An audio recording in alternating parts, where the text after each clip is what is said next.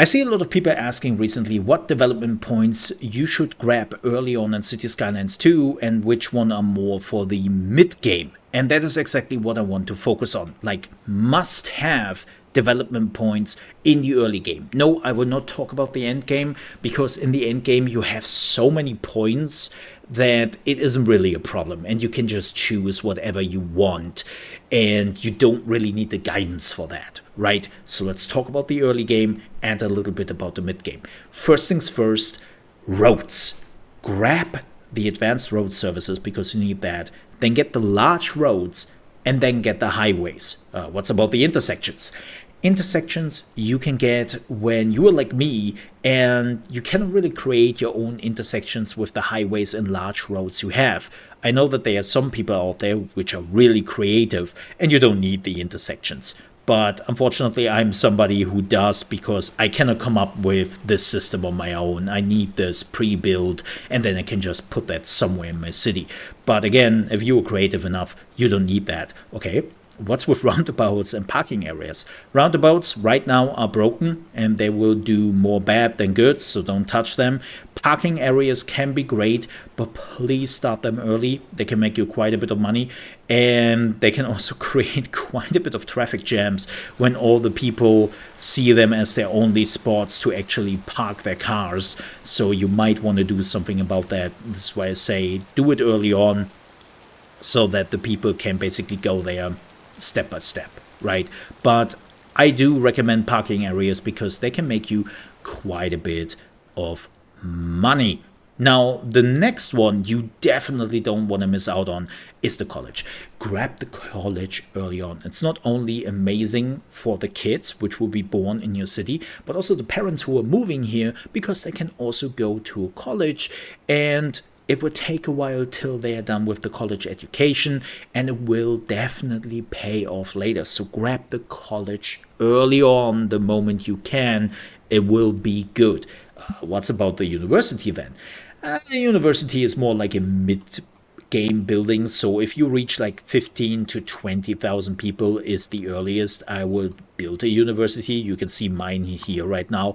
And I only have a few hundred people actually visiting the university, even with 20,000 people living in my city. So it's not super important. It's super expensive though.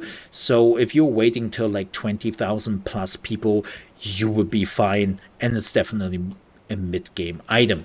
Speaking of another mid-game item, let's talk about electricity here, and let's talk about the geothermal power plant. Please get it. Not only is it amazing with the electricity it's producing, right? It's quite cost effective. It only costs you around 600,000 completely upgraded, but you can sell the electricity and you can sell it for a lot of money. Look at this. I make 200,000 from selling my electricity, and 700,000 is coming from the export.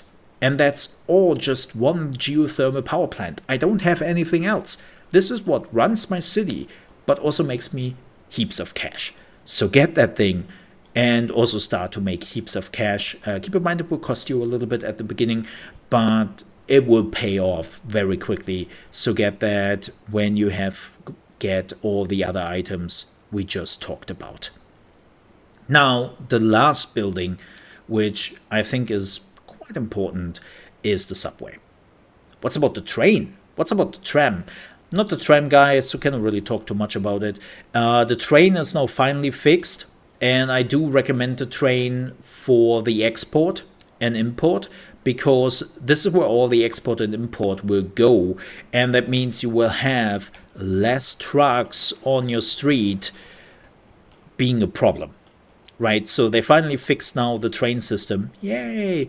I recommend that, but if you want to move around quite a bit of people, take the subway. The subway is so good. Not only is it fast, it can carry a lot of people, and it's underground. It's just underground, and it's fantastic. Get the subway at around 20,000 people, I would say, and utilize it. Like, believe me, the amount of people you are getting off the street just with a subway, I haven't built one yet here in the city because I just the threshold, and I'm working on that. But in my other cities, I always did. And it's such a good system. Grab the subway. You will not regret it. It will help you quite a big deal. But that's really it. Those are all the buildings I highly recommend. Incinerator plant is nice to have, don't get me wrong. A water treatment plant is really nice to have, but they are all freaking expensive and they can ruin you early on. So yeah, it's up to you if you have the money and the points. You can grab those items later on when you are done with everything, but everything else, it's not really that important. The one last thing I want to add, if you are in an area with a lot of forest, like I am right here, I highly recommend the fire watchtower and maybe even a platform for helicopters, right?